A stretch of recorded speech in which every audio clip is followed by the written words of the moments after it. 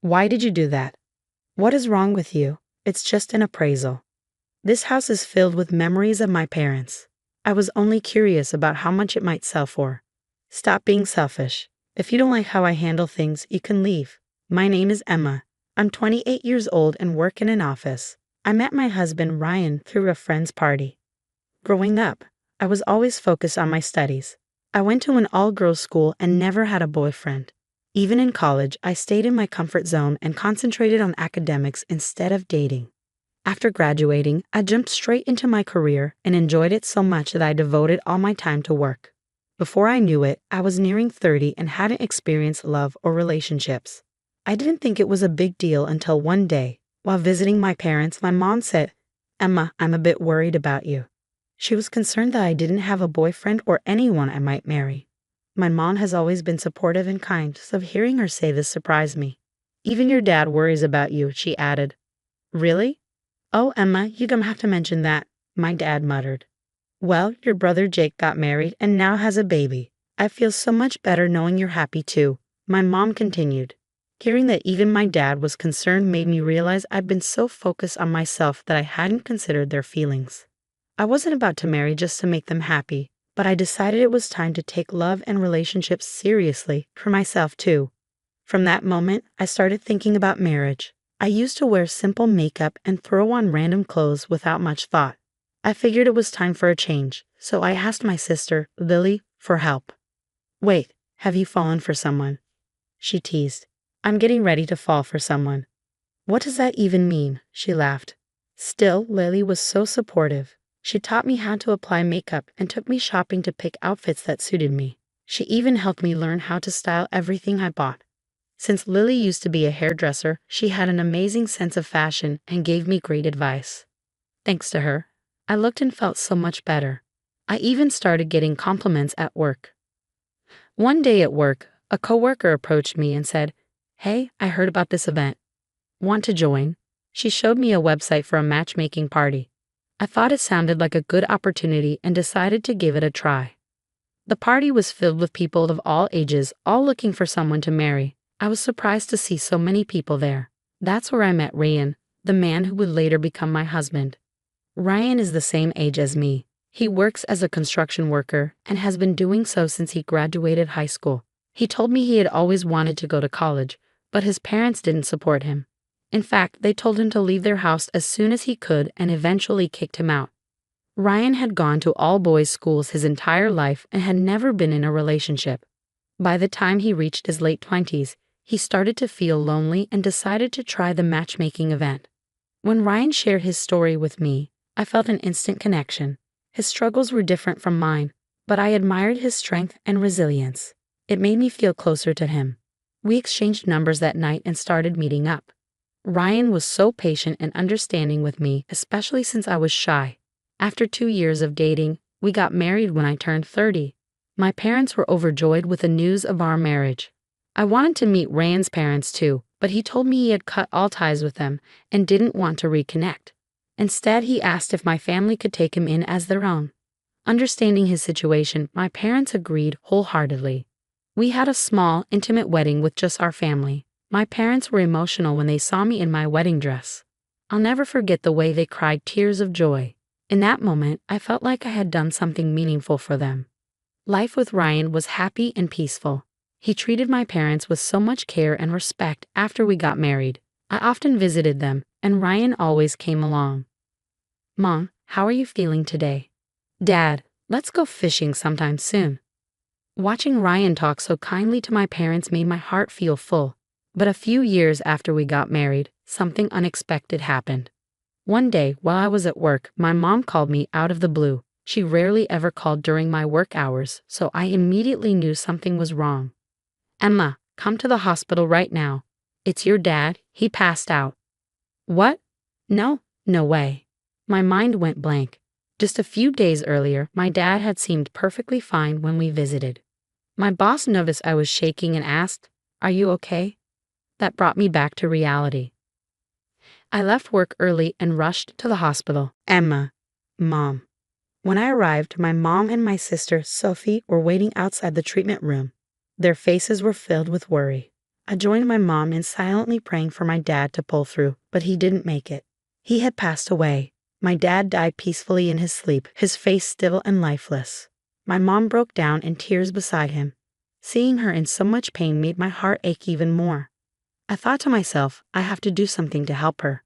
I asked her if she wanted to come live with us, but she refused. "This house is special to me," she said. "It's filled with memories of your dad.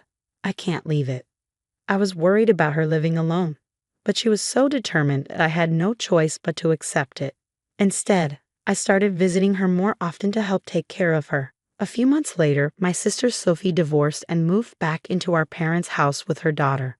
I felt relieved. At least she could be there for our mom when I couldn't. I thought everything would be okay. But just a few months after that, Sophie called me to tell me our mom had passed away. According to Sophie, our mom always seemed cheerful when we were around, but when she was alone, Sophie often heard her crying. She tried her best to cheer her up and spend time with her, but Mom was still deeply sad.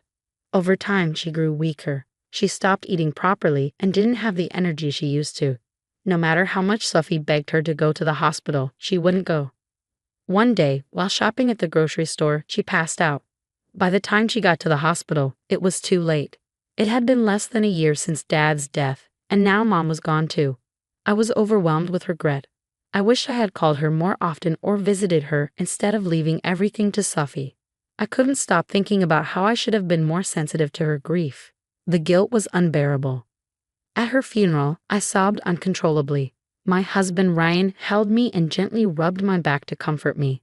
I was so grateful to have him by my side during such a hard time. One thing that gave me peace was knowing my parents got to see me married before they passed away. After the funeral, Sophie and I had a lot to take care of, including deciding what to do with our parents' house. We both agreed on one thing. The house was filled with too many memories of Mom and Dad to let it go. After talking it over, we decided Sophie would stay there with her daughter. Once everything was settled, life slowly returned to normal. Then, out of nowhere, I got a phone call from Sophie. "Hello, what's going on? You won't believe this." Sophie's voice sounded shaky and uncertain. "Actually, a real estate agent came by the house just now." "What? A real estate agent? Why?" "Well, he said he was there to appraise the house." "What do you mean?" "I don't really understand either. I thought only you and I could contact a realtor about the house." No. I didn't contact anyone. We talked about this, and we agreed we weren't going to sell the house." I know. I just wanted to double check." "So what happened with the real estate agent?" "I told him I didn't ask for an appraisal and asked him to leave."